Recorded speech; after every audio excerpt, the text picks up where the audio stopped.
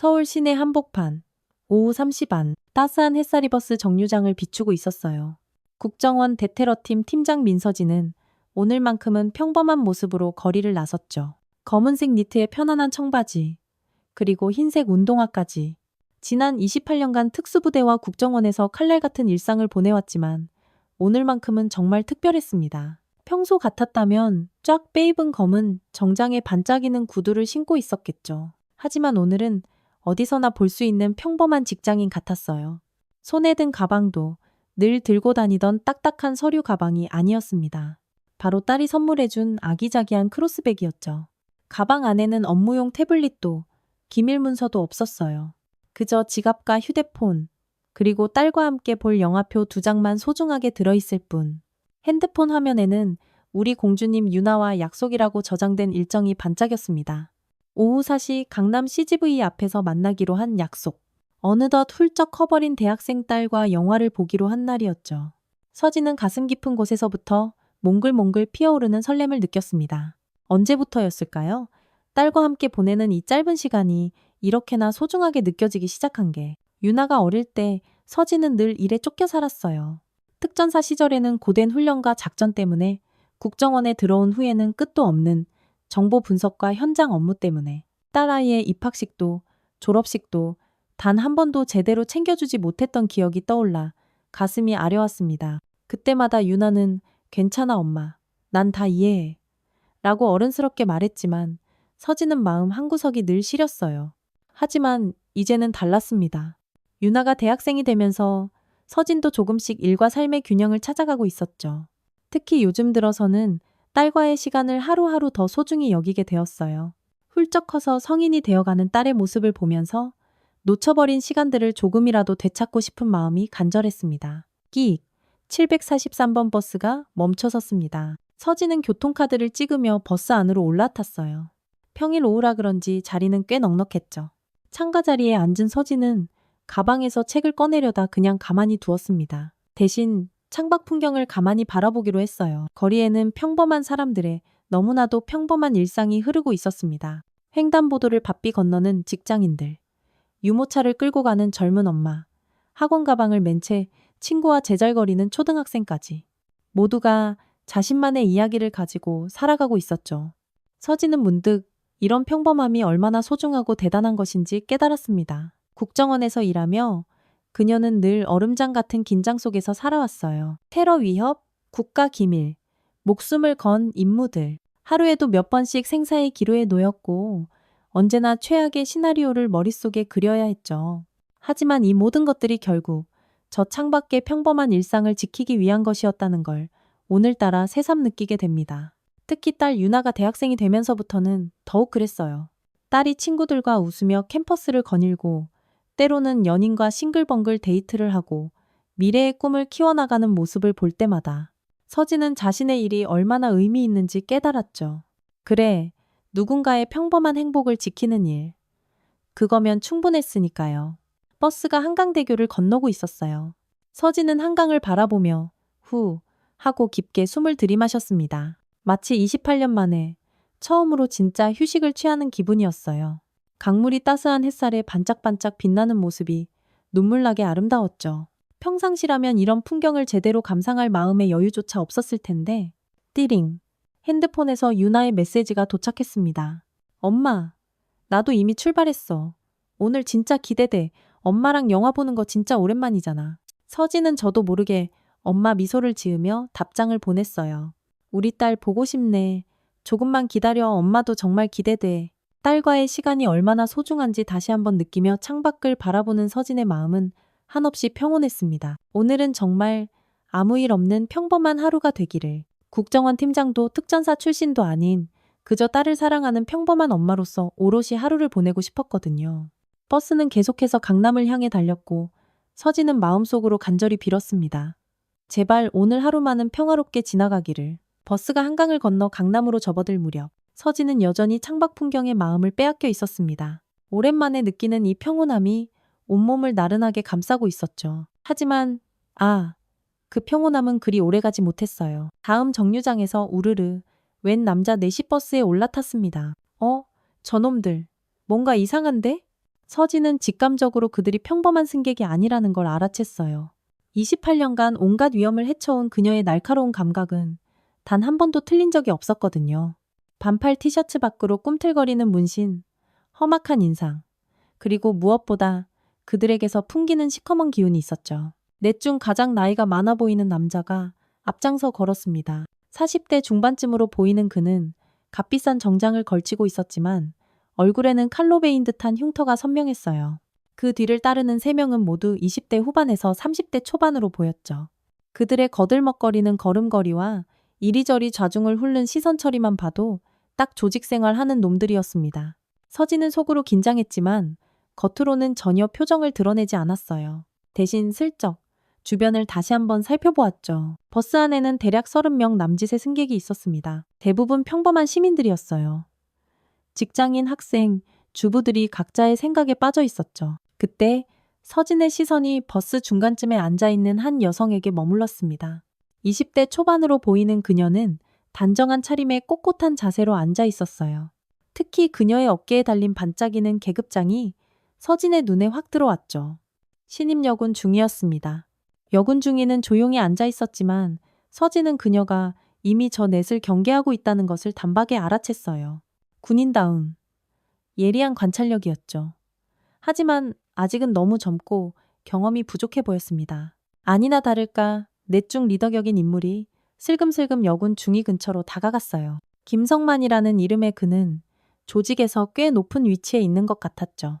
그의 부하들이 아주 자연스럽게 여군 중위를 포위하듯 둘러쌌습니다. 처음에는 아주 단순한 시비로 시작됐어요. 김성만이 여군 중위에게 자리를 비켜달라고 했죠. 하지만 그의 말투와 태도는 전혀 정중하지 않았습니다. 오히려 노골적으로 위협적이었어요. 아가씨, 우리가 좀 앉아야겠는데 거자리 좀 비켜줄 수 있나? 김성만의 목소리에는 가식적인 정중함이 역겹게 묻어 있었죠. 여군 중위는 침착하게 대답했습니다. 죄송하지만 저쪽에 빈자리가 많이 있는데요. 거기 앉으시면 안 될까요? 아, 그래요? 우리는 꼭 여기 앉고 싶거든? 김성만의 목소리가 점점 더 노골적으로, 위협적으로 변했어요. 순식간에 버스 안의 공기가 싸늘하게 얼어붙었습니다. 다른 승객들도 뭔가 이상하다는 걸 느끼기 시작했어요. 하지만 아무도 선뜻 개입하려 하지 않았죠. 모두 약속이라도 한 듯 고개를 돌리고 못 본 척 했습니다. 여군 중위는 여전히 침착했지만 서진은 그녀가 속으로 바짝 긴장하고 있다는 것을 알 수 있었어요. 군인으로서 훈련받은 자세를 꼿꼿이 유지하고 있었지만 이런 실전 상황에 대한 경험은 부족해 보였죠. 김성만의 부하 중 한 명이 여군 중위에게 한 발짝 더 가까이 다가섰습니다. 아따, 우리 형님이 말씀하시는데 왜 이렇게 빡빡하게 구실까? 군인이면 선배님한테 예의를 지켜야 하는 거 아니야? 저는 제자리에 앉아있을 뿐입니다. 시비 걸지 마시죠. 여군 중위의 목소리는 여전히 단호했어요. 하지만 상황은 점점 더 악화되고 있었습니다. 김성만은 마치 겁먹은 사냥감을 앞에 둔 포식자처럼 여군 중위의 반응을 즐기고 있는 것 같았어요. 그의 부하들도 서서히 비열한 웃음을 흘리며 압박을 가하기 시작했죠. 서진은 가슴이 답답해져 왔습니다. 이런 말도 안 되는 상황을 그냥 지켜볼 수는 없었어요. 하지만 오늘만큼은 정말 평범한 하루를 보내고 싶었거든요. 딸과의 약속도 있었고 제발 불필요한 일에 휘말리고 싶지 않았죠. 그러나 김성만이 여군 중위의 어깨를 향해 더러운 손을 뻗는 순간 서진은 더 이상 참을 수 없었습니다. 28년간 그녀의 몸에 피처럼 흐르던 정의감이 용암처럼 꿈틀거리기 시작했어요. 그녀는 조용히 자리에서 일어났습니다. 버스 안의 공기가 갑자기 훅 하고 무거워졌고 서진의 눈빛이 순간적으로 칼날처럼 날카로워졌습니다. 평범한 시민의 가면 뒤로 특전사 출신 국정원 요원의 진짜 모습이 서서히 드러나기 시작했죠. 김성만의 손이 여군 중위 지우의 어깨에 닿기 직전이었습니다. 갑자기 등 뒤에서 얼음장처럼 차가운 목소리가 들려왔습니다. 그 손 놓으시죠. 서진이 어느새 김성만의 바로 뒤에 귀신처럼 서서 말했어요. 목소리는 조용했지만 그 안에는 감히 거역할 수 없는 확고한 의지와 서늘한 경고가 담겨 있었습니다. 김성만은 잔뜩 인상을 쓰며 뒤를 돌아봤어요. 대체 어떤 미친 인간이 감히 자신에게 이런 말을 하는지 확인하려 했죠. 서진을 본 김성만은 픽 하고 코웃음을 쳤습니다. 웬 평범한 옷차림에 나이든 아줌마의 모습이었거든요. 아줌마, 당신이 뭔데 참견이야. 썩 꺼져. 가던 길이나 가라고. 김성만은 서진을 완전히 무시하며 다시 지우를 향해 손을 뻗었습니다. 하지만 바로 그 순간 서진의 손이 눈 깜짝할 사이에 번개처럼 날아가 김성만의 손목을 정확히 낚아챘습니다. 악! 김성만이 고통에 찬 비명을 질렀습니다. 서진의 소나기에서 느껴지는 압력은 상상을 초월했어요. 마치 쇠망치로 내려치는 듯 뼈가 으스러질 것 같은 고통이 손목에서부터 팔 전체로 찌르르 퍼져나갔습니다. 너 뭐야? 이거 안 나? 김성만이 고래고래 소리쳤지만 서진은 미동도 하지 않았어요. 오히려 더 강하게 손목을 비틀었습니다. 형님, 이 여자가 미쳤나? 다른 조직원들이 그제야 상황을 파악하고 서진에게 달려들었습니다. 첫 번째 조직원이 서진을 향해 주먹을 휘둘렀어요. 하지만 서진은 김성만의 손목을 놓지 않은 채로 몸을 살짝 돌려 가볍게 그 주먹을 피했습니다. 동시에 자유로운 다른 손으로 그의 팔을 착 잡아 그대로 비틀어 버렸죠. 으악! 첫 번째 조직원이 바닥에 무릎을 꿇었습니다. 서진의 완벽한 합기도 기술에 완전히 제압당한 것이었어요. 깍! 어머나! 다른 승객들이 놀라서 소리를 질렀지만 서진은 전혀 당황하지 않았습니다. 28년간 수많은 실전을 피로 경험한 그녀에게 이 정도는 그야말로 식은 죽먹기였거든요. 두 번째와 세 번째 조직원이 동시에 덤벼들었습니다. 하나는 서진의 등 뒤에서, 다른 하나는 옆에서 공격했어요. 좁은 버스 통로에서 세 명을 동시에 상대하는 것은 결코 쉽지 않은 일이었지만 서진에게는 오히려 유리한 지형이었습니다. 적들이 한꺼번에 달려들 수 없었으니까요. 서진은 김성만의 손목을 놓으며 물 흐르듯 재빨리 움직였습니다. 뒤에서 오는 공격을 가볍게 피하며 동시에 옆에서 오는 주먹을 손목으로 툭 막아냈어요. 그리고 즉시 반격에 나섰습니다. 정확한 타이밍에 상대방의 급소를 노린 날카로운 타격. 어우와! 두 번째 조직원이 복부를 움켜쥐고 그대로 쓰러졌습니다. 서진의 정확한 일격에 숨도 제대로 쉴 수 없었어요. 세 번째 조직원은 그 모습에 겁을 먹고 뒤로 물러섰지만 서진은 그를 놓아줄 생각이 없었습니다. 한 걸음에 그에게 다가가 어깨를 잡고 그대로 다리를 걸어 넘어뜨렸죠. 쿵! 쿵! 쿵! 버스 바닥에 세 명의 조직원이 순식간에 나뒹굴었습니다. 김성만만이 벽에 기대어 간신히 서 있었는데 그의 얼굴은 분노와 당황, 그리고 경악으로 완전히 일그러져 있었어요. 너 대체 뭐야? 뭐 하는 년이야? 김성만이 악을 썼지만 목소리 끝에는 두려움이 선명하게 섞여 있었습니다. 서진은 김성만을 향해 조용히 한 걸음 다가갔습니다. 김성만이 본능적으로 주먹을 휘둘렀지만 그 주먹은 서진에게는 마치 슬로우 모션처럼 보였어요. 그녀는 너무나도 쉽게 그 주먹을 피하고 그대로 김성만의 팔을 잡아 어깨 너머로 던져버렸습니다. 완벽한 교과서 같은 합기도 기술이었어요. 쿵! 김성만이 버스 바닥에 처박히며 신음소리를 냈습니다. 서진은 그의 위에 서서 얼음처럼 차가운 눈빛으로 그를 내려다보았어요. 다시는 함부로 여성을 괴롭히지 마세요. 이번이 마지막 경고입니다. 서진의 목소리는 조용했지만 그 안에는 강철 같은 의지가 담겨 있었습니다. 버스 안의 모든 승객들이 그야말로 숨을 죽이고 이 모든 광경을 지켜보고 있었습니다. 불과 30초도 안 되는 시간에 건장한 깡패 4명을 모두 제압해버린 서진의 모습은 그들에게 충격 그 자체였어요. 특히 여군 중위 지우는 눈을 동그랗게 뜨고 서진을 넋놓고 바라보고 있었습니다. 저렇게 평범해 보이는 중년 여성이 저런 말도 안 되는 실력을 가지고 있다는 것이 도저히 믿어지지 않았거든요. 김성만이 바닥에서 일어나려고 몸부림쳤지만 서진이 발로 그의 가슴을 가볍게 툭 눌렀습니다. 움직이지 마세요. 김성만은 더 이상 저항할 수 없었어요. 서진의 눈빛에서 진짜 위험을 느꼈기 때문입니다. 버스에서 내리세요. 서진이 나지막이 말했습니다. 김성만과 조직원들은 서로를 부축하며 비틀거리면서 겨우 일어났어요. 그들의 자존심은 산산조각이 나 있었습니다. 특히 김성만은 평생 이런 굴욕을 당해본 적이 없었거든요. 버스가 다음 정류장에 도착하자 김성만은 조직원들과 함께 내렸습니다. 하지만 내리기 직전 서진을 향해 독이 가득한 눈빛을 보냈어요. 내년 누군지 내가 똑똑히 알아내겠어. 이대로 끝날 줄 알지 마. 김성만의 목소리에는 분노와 복수심이 이글거렸습니다. 서진은 무표정한 얼굴로 그를 똑바로 바라보았습니다. 언제든지 기다리고 있겠습니다. 그녀의 대답은 차분했지만 그 안에는 아주 조금의 두려움도 없었어요. 김성만은 더 이상 할 말을 찾지 못하고 핏 침을 뱉으며 버스에서 내렸습니다. 문이 닫히자마자 버스 안에서 와 하는 박수 소리가 터져 나왔습니다. 승객들이 서진을 향해 박수를 치며 고마움과 감탄을 표현하고 있었어요. 와, 정말 멋있으셨어요. 대박, 완전 걸크러쉬. 여기저기서 칭찬의 목소리가 쏟아져 나왔습니다. 지우는 서진에게 다가가 90도로 깊숙이 고개를 숙였습니다. 정말 고맙습니다. 선배님 덕분에 큰일을 면했습니다. 지우의 목소리에는 진심 어린 감사가 가득 담겨 있었어요. 서진은 부드러운 미소를 지으며 답했습니다. 괜찮아요. 당연한 일을 했을 뿐인걸요. 하지만 서진의 마음 한편에는 작은 불안감의 씨앗이 자리 잡고 있었습니다. 김성만의 마지막 말이 그냥 허풍이 아닐 수도 있다는 생각이 들었거든요. 조직원들의 행동거지로 보아 그냥 동네 양아치 수준이 아닌 것 같았습니다. 하지만 지금은 그런 걱정보다 눈앞에 이 젊은 군인 지우의 안전이 더 중요했어요. 버스가 다시 출발하면서 분위기는 점차 안정을 되찾았습니다. 승객들은 여전히 서진을 신기한 눈빛으로 힐끔거렸지만 더 이상 소란스럽지는 않았어요. 서진은 지우와 함께 나란히 앉아 대화를 나누기 시작했습니다.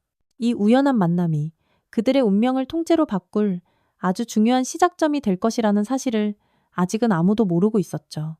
버스에서 내린 서진과 지우는 근처 카페로 향했습니다. 방금 전의 소동으로 두 사람 모두 마음을 좀 진정시킬 시간이 필요했어요. 특히 지우는 아직도 이게 꿈인가 생시인가 하는 표정으로 서진을 계속 힐끔거렸습니다. 카페에 들어서자 따뜻한 커피향이 그들을 포근하게 맞이했어요. 커피 한잔 하시죠.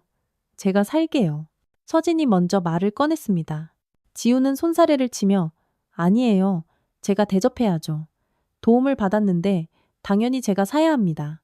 라며 사양했지만 서진은 고개를 저으며 씩 웃고는 카운터로 향했어요. 따뜻한 아메리카노 두 잔을 들고 창가 자리에 앉았습니다. 정말 다시 한번 감사드립니다. 어떻게 이 은혜를 갚아야 할지 모르겠습니다. 지우가 진심을 담아 말했습니다. 서진은 부드러운 미소를 지으며 대답했어요. 정말 괜찮다니까요. 별 말씀을. 그런데 혹시 군인이세요? 지우의 꼿꼿한 자세와 절도 있는 말투에서 군인 특유의 품격이 느껴졌거든요. 네, 맞습니다. 육군 중위 박지우입니다. 지우가 정중하게 또랑또랑한 목소리로 자기소개를 했습니다. 얼마 전에 임관했습니다. 오늘은 휴가라서 사복을 입고 나왔는데 아이고, 이런 일을 당하게 될 줄은 정말 몰랐습니다. 지우의 목소리에는 아직도 당황스러움이 남아있었어요. 서진은 지우의 말을 들으며 고개를 끄덕였습니다. 아, 군인이셨군요. 어쩐지 그런 위기 상황에서도 엄청 침착하시더라고요. 저도 예전에 아주 잠깐 군 생활을 했어서 딱 보면 알 수 있었어요.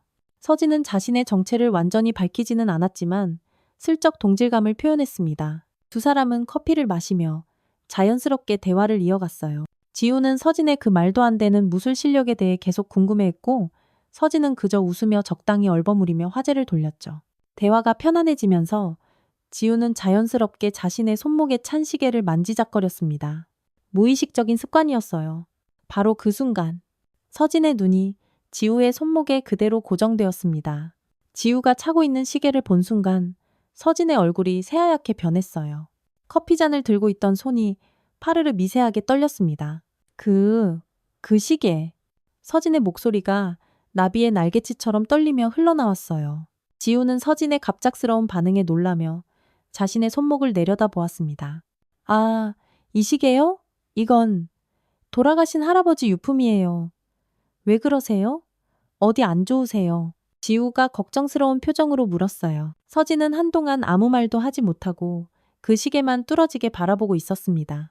그 시계는 아주 특별한 것이었습니다. 은색 케이스에 낡은 검은 가죽 밴드, 그리고 뒷면에 아주 작은 새김이 있는 시계. 서진은 그 시계를 너무나도 잘 기억하고 있었습니다. 28년 전 자신이 어쩔 수 없이 두고 떠나야 했던 바로 그 시계였거든요. 할아버지, 성함이 어떻게 되세요? 서진이 겨우 목소리를 쥐어짜내 조심스럽게 물었습니다. 지우는 여전히 상황을 이해하지 못하고 있었지만 서진의 너무나도 진지한 표정을 보고 정확히 답했습니다. 한철수, 예요. 작년에 돌아가셨어요. 평생 강릉에서만 사셨는데. 지우의 말을 듣는 순간 서진의 눈에 뜨거운 눈물이 핑 맺혔습니다. 한철수. 그래, 바로 그 이름이었어요. 28년 전 죽음의 문턱에서 자신을 구해준 생명의 은인. 바로 그분의 이름이었습니다. 서진은 깊은 숨을 들이마셨습니다. 혹시 할아버지께서 28년 전에 심하게 다친 여군 한 명을 돌봐주신 적이 있나요? 서진의 질문에 지우의 눈이 동그래졌어요. 네? 헐, 그걸 어떻게 아세요? 지우는 마치 귀신이라도 본 사람처럼 놀랐습니다. 할아버지가 가끔, 정말 가끔 그 이야기를 하셨어요. 술이라도 한잔 하시면요? 지우는 기억을 더듬어 천천히 이야기하기 시작했습니다. 할아버지가 말씀하시기를 어느 비 오는 날 밤, 집 앞에서 심하게 다쳐 쓰러져 있는 여군을 발견하셨대요. 총상까지 입고 있었다고. 병원에 데려가려고 했는데 그분이 절대 안 된다고. 제발 집에서 좀 치료해달라고 간절히 부탁했다고 하셨어요. 서진은 그때의 기억이 바로 어제 일처럼 생생하게 떠올랐습니다. 강릉 침투 작전 중 적의 끈질긴 추격을 받다가 심각한 부상을 당했던 그날 밤. 겨우겨우 불빛이 새어나오는 민가에 숨어들었는데 그 집 주인이 바로 한철수 씨였어요. 그분은 자신의 위험을 무릅쓰고 서진을 숨겨주고 밤새워 치료해 주었습니다. 할아버지가 며칠 동안 정성껏 돌봐주셨대요. 그런데 어느 날 아침에 일어나 보니 갑자기 사라지셨다고. 이 시계 하나만 달랑 남겨두고요. 지우가 손목의 시계를 다시 한번 바라보며 말했습니다. 할아버지는 평생 이 시계를 보물처럼 소중히 보관하셨어요. 언젠가 그분을 다시 만나게 되면 꼭 돌려드리고 싶다고 늘 말씀하셨는데 서진의 눈에서 결국 참았던 눈물이 주르륵 흘러내렸습니다. 제가 바로 그 여군이에요. 서진의 충격적인 고백에 지우가 깜짝 놀라며 자리에서 벌떡 일어섰어요. 네? 정말요? 정말 아주머니가 그때 그분이세요? 말도 안 돼. 지우의 목소리도 믿을 수 없다는 듯 떨리고 있었습니다. 서진은 고개를 끄덕이며 당시 상황을 설명했습니다. 정말 급작스럽게 떠나야 했어요. 작전상 단 1분도 더 머물 수 없었거든요. 그런데 그 시계는 돌아가신 제 아버지께서 주신 유품이었어요. 할아버지께 제대로 감사 인사도 못 드리고 떠나서 지난 28년간 늘 마음의 빚으로 남아 있었습니다. 지우는 정말 믿기지 않는다는 표정으로 서진을 바라보았습니다. 이건 단순한 우연이라기에는 너무나도 신기하고 기적 같은 만남이었어요. 할아버지께서 얼마나 기다리셨는지 몰라요. 그분을 찾기 위해서 여기저기 알아보시기도 하셨어요. 하지만 이름도 부대도 아무것도 모르시니까. 정말 죄송합니다. 그때는 제 신분을 절대로 밝힐 수 없는 상황이었어요. 서진이 미안한 마음을 가득 담아 말했습니다. 지우는 고개를 저으며 말했어요. 아니에요. 할아버지도 전부 이해하고 계셨어요. 그분의 안전이 훨씬 더 중요하다고 늘 말씀하셨으니까요. 두 사람은 한동안 말없이 서로를 바라보며 앉아 있었습니다. 28년이라는 긴 세월을 뛰어넘어 기적처럼 이루어진 재회였어요. 서진은 한철수 씨에 대한 그리운 추억을 떠올리며 마음이 복잡해졌습니다. 그분이 이미 돌아가셨다는 소식이 너무나 슬프고 가슴 아팠지만 이렇게나마 인연이 다시 이어진 것에 감사했어요. 할아버지께서 돌아가시기 전에 이 시계에 대해 유언을 남기셨어요. 지우가 조심스럽게 말했습니다. 그분을 다시 만나게 되면 이 시계를 꼭 돌려드리고 그동안 정말 고마웠다고 전해달라고 하셨어요. 그리고 지우가 잠시 머뭇거렸어요. 그리고 뭐라고 하셨나요? 서진이 궁금해하며 물었습니다. 지우는 따뜻한 미소를 지으며 대답했어요. 그분이 진짜 영웅이라고 꼭 전해달라고 하셨어요. 자신의 목숨을 걸고 나라를 위해 일하는 진짜 영웅이라고요. 서진의 마음이 뜨겁게 뭉클해졌습니다. 한철수 씨가 자신을 그렇게 생각하고 계셨다니. 그분의 따뜻한 마음과 고마움이 28년이라는 아득한 시간을 넘어 고스란히 전해지는 순간이었어요. 이것이 바로 사람들이 말하는 운명적인 만남이었습니다. 지우는 잠시 고민하다가 휴대폰을 꺼냈습니다. 저 아버지께 영상통화 한번 드려봐도 될까요? 아버지도 할아버지께 그 이야기를 들어서 분명히 아실 거예요. 서진은 고개를 끄덕이며 동의했어요. 지우가 영상통화를 걸자 곧 화면에 푸근한 인상의 중년 남성 얼굴이 나타났습니다. 우리 딸 지우야. 무슨 일이야? 화면 속 남성은 다정한 목소리로 물었어요. 그는 한동현이었습니다. 올해 50세의 베테랑 형사로 28년간 경찰 일을 해온 정의로운 사람이었죠. 지우는 흥분된 목소리로 방금 일어난 기적 같은 상황을 설명하기 시작했습니다. 아빠, 정말 놀라운 일이 일어났어. 할아버지가 평생 돌봐주셨던 그 여군분, 내가 그분을 만났어. 지우의 말에 동현의 표정이 놀라움으로 순식간에 변했습니다. 뭐라고? 진짜야. 동현은 도저히 믿기지 않는다는 표정으로 화면을 뚫어져라 들여다보았어요. 지우가 휴대폰을 돌려 서진을 비춰주었습니다. 서진은 어색하게 손을 흔들며 인사했어요. 아, 안녕하세요. 동현은 서진의 얼굴을 자세히 살펴보더니 갑자기 기억의 조각이라도 맞춘 듯 놀란 표정을 지었습니다. 잠깐만요. 혹시 그때 집에 어린 소년이 하나 있지 않았나요? 서진이 조심스럽게 말을 꺼냈습니다. 동현의 눈이 믿을 수 없다는 듯 크게 떠졌어요. 누나, 맞다, 누나야. 동현이 소리쳤습니다. 그는 28년 전 아버지를 도와 서진을 정성껏 돌봤던 바로 그 소년이었거든요. 당시 22살이었던 청년 동현은 아버지 한철수와 함께 부상당한 서진을 밤낮으로 치료했었습니다. 매일 약을 갈아주고 죽을 쑤어다 주고 상처를 소독해 주었어요. 비록 며칠간의 짧은 만남이었지만 어린 동현에게는 너무나도 깊고 강렬한 인상을 남겼습니다. 동현이? 정말. 동현이가 맞아요? 서진의 목소리가 감격에 겨워 떨렸습니다. 동현은 눈물을 글썽이며 고개를 세차게 끄덕였어요. 네, 누나, 저 한동현이에요. 와, 정말 오랜만이에요. 누나, 화면을 통해서지만 28년 만에 기적적인 재회가 이루어지는 순간이었습니다. 지우는 이 놀라운 상황을 옆에서 지켜보며 입을 떡 벌리고 다물지 못했어요. 할아버지가 돌봐준 그 신비의 여군이 서진이고 그 여군을 아빠도 똑똑히 기억하고 있다니 정말 이건 드라마보다 더 드라마 같은 우연의 연속이었습니다. 누나, 그동안 어떻게 지내셨어요? 아이고, 아버지가 돌아가시기 전까지 누나를 얼마나 찾으려고 애쓰셨는데요. 동현의 목소리에는 그리움과 안타까움이 절절하게 섞여 있었어요. 서진은 미안한 마음을 담아 대답했습니다. 정말 죄송해요.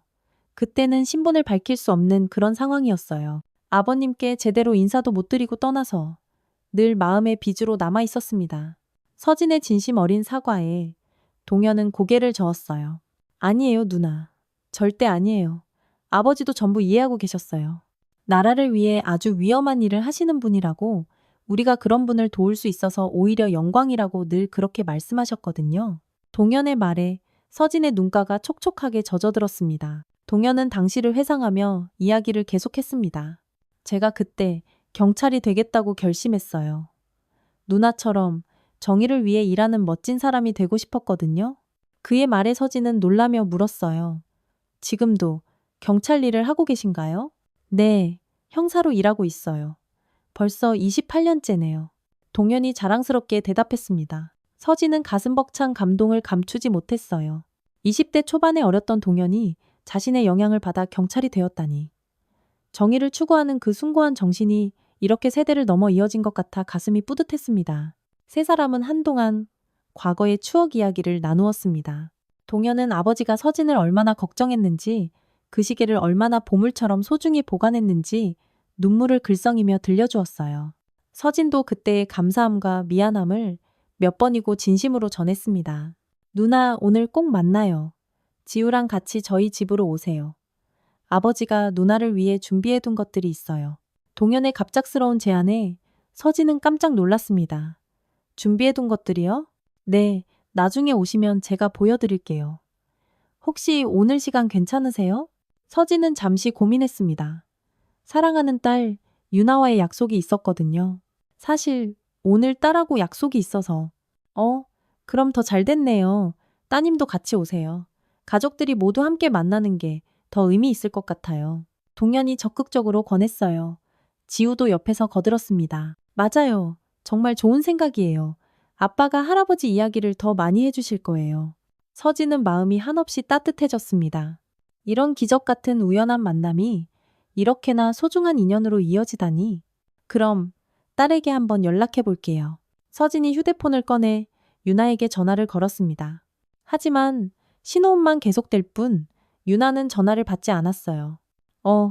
이상하네. 평소에는 금방 받는데? 서진의 얼굴에 걱정의 그림자가 스쳤습니다. 동현이 화면을 통해 서진의 표정을 보고 물었어요. 무슨 일 있으세요, 누나? 딸한테. 전화가 안 돼요. 오늘 만나기로 했는데. 서진은 가슴속에서 불안감이 스멀스멀 피어오르는 것을 느꼈습니다. 엄마와의 약속을 그 무엇보다 중요하게 생각하는 유나가 연락도 없이 이럴 리가 없었거든요. 혹시 무슨 바쁜 일이 있어서 그런 걸까요? 지우가 위로하듯 말했지만 서진의 불안감은 쉽게 가라앉지 않았어요. 28년간 단련된 어머니의 직감이 뭔가 잘못되었다고 아주 강력하게 경고하고 있었습니다. 바로 그때 서진의 휴대폰에 낯선 번호로 전화가 걸려왔습니다. 서진이 전화를 받자 귀에 익은 그러나 듣고 싶지 않은 목소리가 들려왔어요. 바로 김성만의 목소리였습니다. 오늘 버스에서 만난 그 잘난 아줌마 맞지? 서진의 얼굴이 순간 돌처럼 굳어졌습니다. 김성만이 어떻게 자신의 번호를 알았는지, 그리고 대체 왜 전화를 하는지 불길한 예감이 온몸을 휘감았습니다. 동현과 지우는 서진의 급변한 표정을 보며 걱정스럽게 바라보았습니다. 누나, 무슨 일이에요? 동현이 화면을 통해 다급하게 물었지만 서진은 대답할 수 없었어요. 김성만의 전화가 단순한 협박이 아닐 것이라는 끔찍하고 두려운 예감이 들었거든요.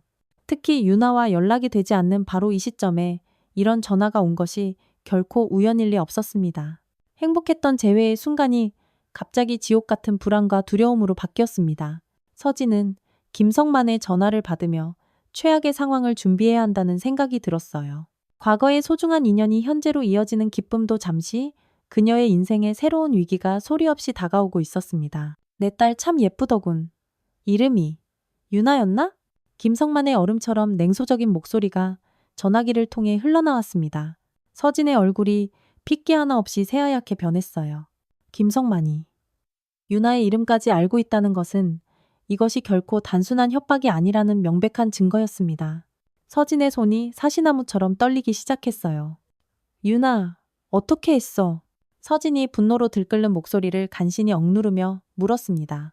카페 안에 다른 손님들이 서진의 날카로운 목소리에 깜짝 놀라 돌아보았지만 서진은 그런 것을 신경 쓸 여유가 전혀 없었어요.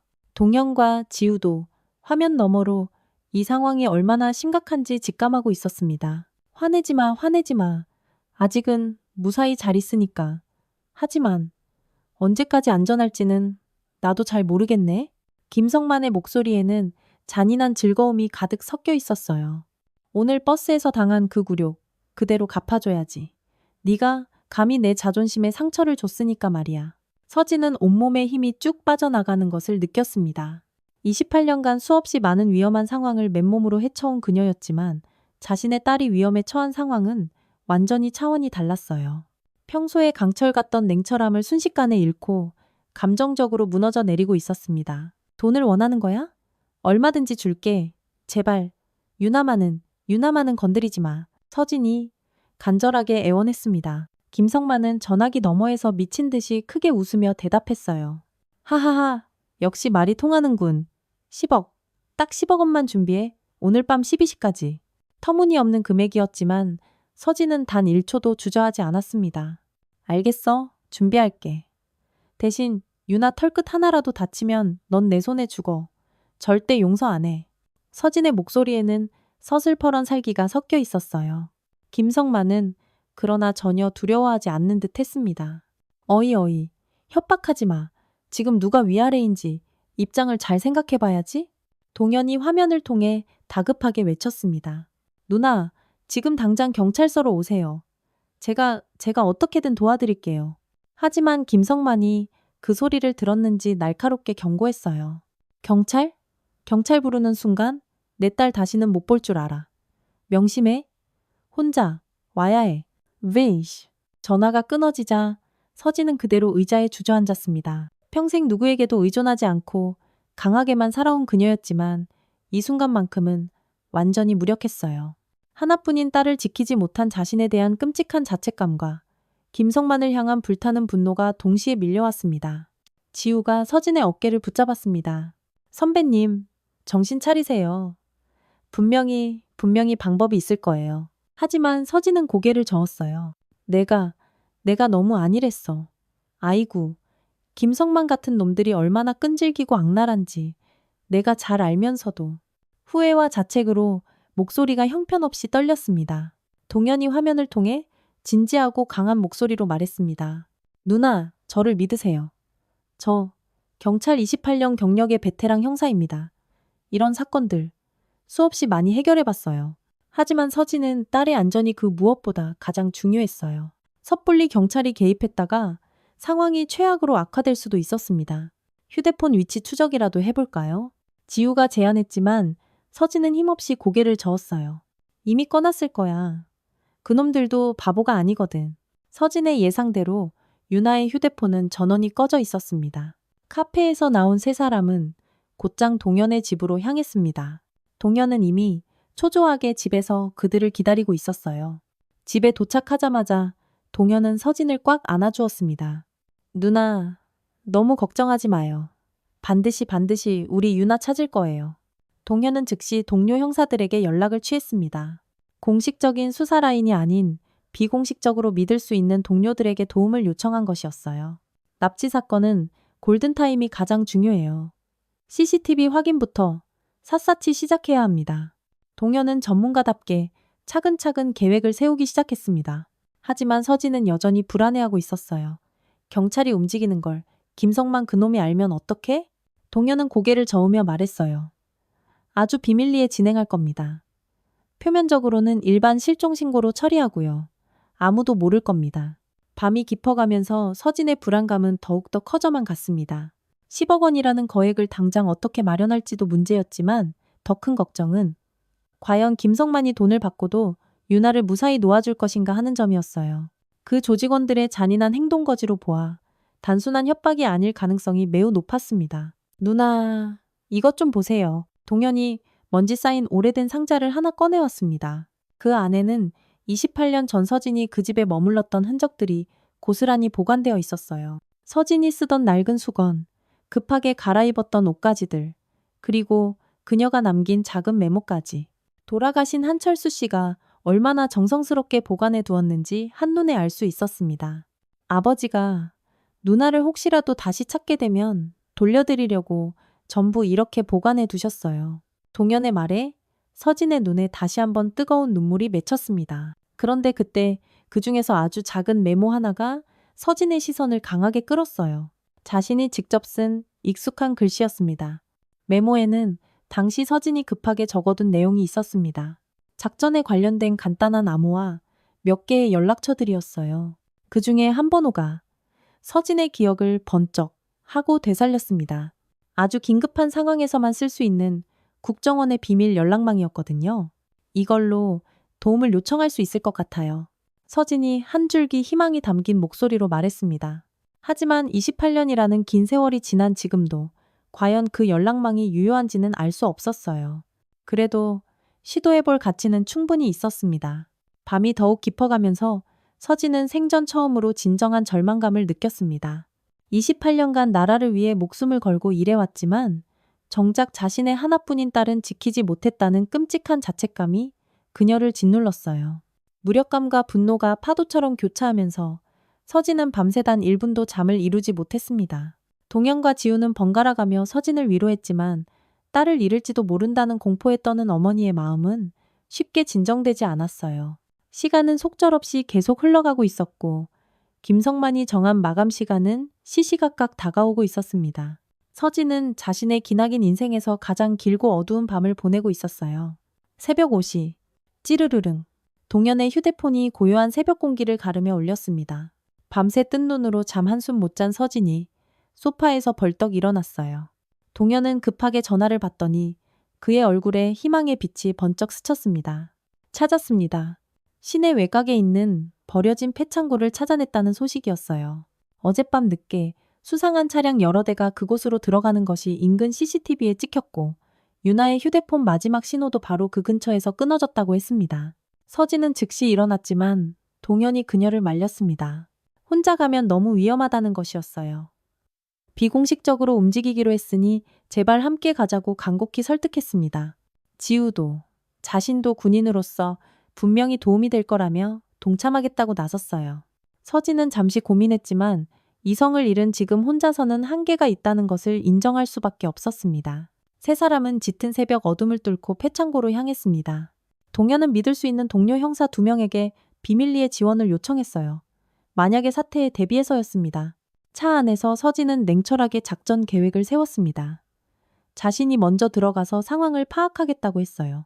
유나의 안전을 확인하는 것이 가장 중요했기 때문이죠. 폐창고에 도착하자 주변은 죽은 듯이 고요했습니다. 새벽 5시 반. 아직 해가 뜨기 전이라 짙은 어둠이 그들을 감싸고 있었어요. 서진은 주변을 샅샅이 살펴보며 신속하게 진입로를 파악했습니다. 오랜 경험으로 이런 상황에는 짐승처럼 익숙했거든요. 창고 안에서는 희미한 불빛이 새어나오고 있었고 몇 대의 검은색 차량이 주차되어 있었습니다. 서진은 고양이처럼 소리 없이 창고에 접근했습니다. 먼지 낀 창문 틈으로 안을 들여다보니 드디어 유나가 보였어요. 의자에 밧줄로 꽁꽁 묶여있는 모습이었습니다. 의식은 있어 보였지만 겁에 질린 표정이 역력했어요. 김성만과 그놈의 조직원 3명이 주변에서 히히덕거리며 지키고 있었습니다. 서진은 동현에게 포위 완료 신호를 보냈습니다. 동현과 지우, 그리고 동료 형사들이 각각 다른 방향에서 소리 없이 창고를 완벽하게 둘러쌌습니다. 그때 김성만이 유나에게 다가가는 게 보였습니다. 시간이 다 됐는데 내 엄마가 영 안 오네? 킥킥 비웃고 있었어요. 유나는 고개를 똑바로 들며 당당하게 쏘아붙였습니다. 우리 엄마는 반드시 올 거야. 그리고 너희 같은 쓰레기들은 전부 다 잡혀갈 거라고. 딸의 용기 있는 모습을 본 서진은 가슴이 뜨겁게 뭉클해졌어요. 김성만은 그 말에 화가 나서 유나를 때리려고 손을 번쩍 들었습니다. 그 순간 서진은 더 이상 기다릴 수 없었어요. 창고문을 박차고 들어간 서진에게 김성만이 비웃으며 물었습니다. 오, 드디어 오셨나? 돈은 가져왔고? 서진은 가방을 들어보이며 말했습니다. 유나부터 놓아줘. 하지만 김성만은 어디 보자 가방부터 확인해야지. 라며 비열하게 웃었어요. 조직원 하나가 서진에게 다가왔지만 서진은 경계하며 뒤로 물러섰습니다. 바로 그때 창고의 다른 문이 거칠게 열리며 동현이 들이닥쳤습니다. 꼼짝 마. 경찰이다. 모두 손들어. 김성만의 얼굴이 악귀처럼 흉하게 일그러졌습니다. 뭐야? 경찰을 불렀어? 이씨, 약속이 다르잖아. 그는 순식간에 유나의 목에 날카로운 칼을 들이댔어요. 서진이 혼자 왔다고 소리쳤지만 이미 상황은 최악으로 치닫고 있었습니다. 김성만은 유나를 인질로 삼아 질질 끌며 뒤로 물러서기 시작했습니다. 움직이지 마? 이 계집애 다쳐도 상관없다는 거야? 서진과 동현은 어쩔 수 없이 뒤로 물러섰습니다. 김성만이 유나를 끌고 창고 뒤쪽으로 이동하려고 할 때 바로 그 순간이었습니다. 갑자기 창고 뒤쪽 문으로 지우가 나타났어요. 완벽한 신의 한 수 같은 타이밍이었습니다. 김성만이 지우를 보고 당황하는 그 찰나의 순간을 동현은 놓치지 않았습니다. 28년 베테랑 형사의 경력으로 단련된 동물적인 순발력으로 김성만에게 번개처럼 달려들었어요. 김성만이 칼을 휘둘렀지만 동현은 정확하게 그의 손목을 낚아채 그대로 꺾어 제압했습니다. 쨍그랑! 김성만이 바닥에 넘어지며 칼을 놓쳤고 서진은 즉시 유나에게 달려가 밧줄을 풀어주었어요. 엄마! 유나가 서진의 품에 안기며 참았던 울음을 터뜨리기 시작했습니다. 나머지 조직원들도 순식간에 동현의 동료 형사들에게 모두 제압당했어요. 상황이 완전히 정리되자 서진은 안도의 한숨을 길게 내쉬었습니다. 다행이다. 우리 딸이 무사해서 정말 다행이다. 김성만에게 수갑을 채우며 동현이 말했습니다. 이제 다 끝났어, 이 자식아. 하지만 김성만은 끝까지 악독한 모습을 보였어요. 크크, 이게 끝일 것 같아? 우리 조직을 얕보지 마. 서진이 차갑게 김성만을 내려다보며 물었습니다. 혹시 28년 전 강릉에서 활동했던 그 조직과 관련 있나? 김성만의 얼굴이 경악으로 변했습니다. 서진이 그 작전을 알고 있다는 사실에 완전히 당황한 것이었어요. 김성만은 결국 모든 것을 털어놓았습니다. 자신의 아버지가 바로 그때 그 조직의 보스였다고. 28년 전 서진이 목숨 걸고 추적했던 바로 그 범죄 조직의 후계자가 바로 김성만이었던 겁니다. 아, 서진은 모든 퍼즐 조각이 완벽하게 맞춰지는 것을 느꼈습니다. 28년 전 미완성으로 끝날 수밖에 없었던 그 작전이 오늘에서야 진짜로 완성되는 순간이었어요. 과거의 끈질긴 악연이 현재까지 이어졌지만 결국 정의가 승리한 것이었습니다. 김성만은 체포되었고 그의 조직도 뿌리째 뽑혀 완전히 해체될 예정이었어요. 동현이 김성만을 끌고 나가면서 서진에게 말했습니다. 28년 전 누나가 시작한 그 일을 오늘 우리가 함께 끝낼 수 있어서 영광입니다. 서진은 벅차오르는 감동을 감추지 못했습니다. 과거와 현재가 이렇게 기묘하게 연결되어 마침내 정의가 실현되다니. 운명이라는 게 정말로 존재하는 것 같았어요. 유나를 꼭 안고 있던 서진은 딸에게 미안하다고 말했습니다. 엄마 때문에 우리 딸을 위험에 빠뜨려서 정말 미안해. 하지만 유나는 고개를 저었습니다. 아니야, 엄마. 나는 엄마가 정의를 위해 일하는 모습이 세상에서 제일 자랑스러워. 나도 엄마처럼 강한 사람이 되고 싶어. 새벽 햇살이 창고 안으로 환하게 스며들면서 길고 길었던 어둠이 완전히 걷히고 있었습니다. 28년 만에 완성된 정의, 그리고 세대를 이어가는 용기와 희망이 바로 그곳에 빛나고 있었어요. 서진은 마침내 과거의 무거운 빚을 모두 갚았다는 평안함을 느꼈습니다. 일주일 후, 서진의 집에는 따뜻하고 정겨운 웃음소리가 가득했습니다. 한동영과 지우, 그리고 유나가 함께 모여 즐거운 저녁 식사를 하고 있었어요. 김성만과 그의 조직이 완전히 해체된 후 네 사람은 아주 자연스럽게 진짜 가족 같은 관계로 발전했습니다. 28년 만에 이루어진 진정한 의미의 재회였어요. 서진이 정성껏 준비한 음식들이 식탁 위에 푸짐하게 차려져 있었습니다. 보글보글 끓는 김치찌개, 달콤 짭짤한 불고기, 각종 나물 반찬들까지. 정말 보기만 해도 군침이 도는 상차림이었죠. 동현은 감동을 감추지 못하며 아이고 누나, 제가 이런 따뜻한 집밥을 먹어본 게 얼마만인지 모르겠습니다. 라고 말했습니다. 혼자 산 지 오래되다 보니 늘 인스턴트 음식으로 간단하게 때우기만 했다면서요. 지우는 유나와 금세 친해져서 정말 친한 언니 동생처럼 지내고 있었습니다. 나이 차이가 그리 많지 않아서인지 공통 관심사도 많았어요. 유나는 지우에게 군대 생활에 대해 궁금한 것들을 조잘조잘 물어보고 지우는 자신의 경험담을 아주 재미있게 들려주었습니다.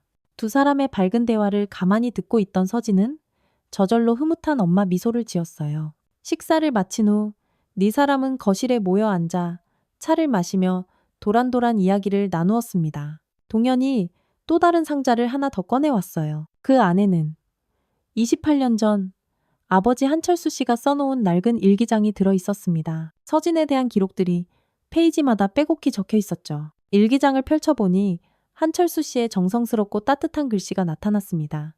서진을 치료해주던 날들의 소소한 기록, 그녀가 갑자기 떠난 후의 걱정과 그리움, 그리고 언젠가 그녀를 꼭 다시 만나기를 바라는 간절한 마음들이 고스란히 담겨 있었어요. 서진은 한 페이지 한 페이지 천천히 읽어내려가며 눈시울을 붉혔습니다. 특히 마지막 페이지에 적힌 글귀가 서진의 마음을 깊게 울렸습니다. 그 젊은 여군이 이 나라를 지키는 진짜 영웅이라는 것, 나라를 위해 자신의 모든 것을 희생하는 숭고한 분이라는 것, 그리고 나의 하나뿐인 아들이 바로 그런 사람을 닮아서 늘 정의로운 일을 하기를 바란다. 한철수 씨의 간절한 바람대로 아들 동현은 정말 훌륭하고 정의로운 경찰이 되어 있었습니다. 그때 유나가 조용히 말했습니다. 이번 일을 계기로 자신도 경찰이 되고 싶다는 꿈이 생겼다고요. 엄마처럼, 그리고 동현 아저씨처럼 정의를 위해 일하는 멋진 사람이 되고 싶다고 했습니다. 서진은 딸의 갑작스러운 결심을 듣고 놀라면서도 한편으로는 가슴 벅차게 자랑스러웠어요. 분명 위험한 길이기도 하지만 유나의 의지는 그 어느 때보다 확고해 보였습니다. 동현이 유나의 말을 듣고 잠시 생각에 잠기더니 책상 서랍에서 무언가를 조심스럽게 꺼내왔습니다. 그것은 자신이 28년 전 처음 경찰이 되었을 때 받은 낡고 빛바랜 배지였어요. 28년이라는 긴 시간 동안 보물처럼 소중히 보관해 온 것이었습니다. 동현은 그 소중한 배지를 유나에게 건네며 말했습니다. 정의의 정신은 이렇게 다음 세대로 이어지는 거란다. 이 마음 잊지 않기를 바랄게. 유나는 감동하며 두 손으로 공손히 배지를 받아들었습니다. 손에 느껴지는 배지의 무게가 무겁지만 참 따뜻하게 느껴졌어요. 지우도 유나의 결심을 진심으로 응원하며 자신이 도울 수 있는 일이 있다면 언제든지 말하라고 했습니다. 군인과 경찰은 결국 모두 나라를 지키는 동지니까요. 서진은 이 모든 광경을 벅찬 가슴으로 지켜보았습니다. 28년 전 자신이 우연히 받은 작은 친절 하나가 이렇게나 거대하고 아름다운 선순환으로 돌아오다니. 한철수 씨의 따뜻함이 아들 동현에게로 이어졌고 이제는 손녀뻘인 자신의 딸 유나에게까지, 그리고 지우라는 훌륭한 젊은 군인에게까지 그 선한 영향력이 전해지고 있었어요. 저녁이 깊어가면서 네 사람은 더욱더 가까워졌습니다. 마치 오랫동안 매일 만나온 진짜 가족처럼 편안하고 자연스러웠어요. 동현은 앞으로도 자주 이렇게 모이자고 제안했고 모두가 기쁜 마음으로 동의했습니다. 일주일에 한 번씩은 꼭 함께 모여 식사를 하기로 약속했어요. 밤이 되어 동현과 지우가 집으로 돌아갈 준비를 했습니다. 현관에서 작별 인사를 나누며 서진은 진심으로 고마움을 표현했어요. 혼자서는 절대 유나를 구해낼 수 없었을 거라고요. 동현은 고개를 저으며 가족이니까요. 가족끼리는 당연한 일입니다. 라고 따뜻하게 답했습니다. 지우도 서진에게 다시 한번 깊이 인사했습니다. 버스에서의 도움도, 그리고 돌아가신 할아버지의 소중한 이야기를 들을 수 있게 해준 것도 정말 감사하다고 했어요. 서진은 지우의 손을 꼭 잡으며 앞으로도 건강하고 훌륭한 군인이 되어달라고 진심으로 격려했습니다. 두 사람이 떠난 후 서진과 유나는 나란히 서서 함께 설거지를 했습니다. 어머니와 딸이 나누는 조용하고 평화로운 대화의 시간이었어요. 서진이 경찰이 되겠다는 결심이 정말 확고하냐고 묻자 유나는 고개를 힘차게 끄덕이며 확신의 찬 목소리로 답했습니다. 이번 일을 직접 겪으면서 정의라는 가치가 얼마나 소중한지 온몸으로 깨달았다고 했어요. 서진은 딸의 어깨를 따뜻하게 토닥이며 무엇을 하든 늘 응원하겠다고 말했습니다. 다만 어떤 상황에서든 안전만은 꼭 조심하라고 몇 번이고 당부했어요. 유나는 엄마에게서 배운 용기와 지혜로 반드시 훌륭한 경찰이 되겠다고 씩씩하게 약속했습니다. 그날 밤 서진은 오랜만에 정말 깊고 평화로운 잠에 빠져들었습니다. 28년간 마음 한구석을 무겁게 짓누르고 있던 빚을 이제야 모두 갚았다는 평안함이 그녀를 포근하게 감쌌어요. 과거의 작은 선택들이 현재에 얼마나 큰 영향을 미치는지, 그리고 세대를 이어가는 가치의 소중함을 다시 한번 온몸으로 깨달았습니다. 새로운 아침이 밝았습니다. 서진은 창문을 활짝 열고 후 하고 깊은 숨을 들이마셨어요.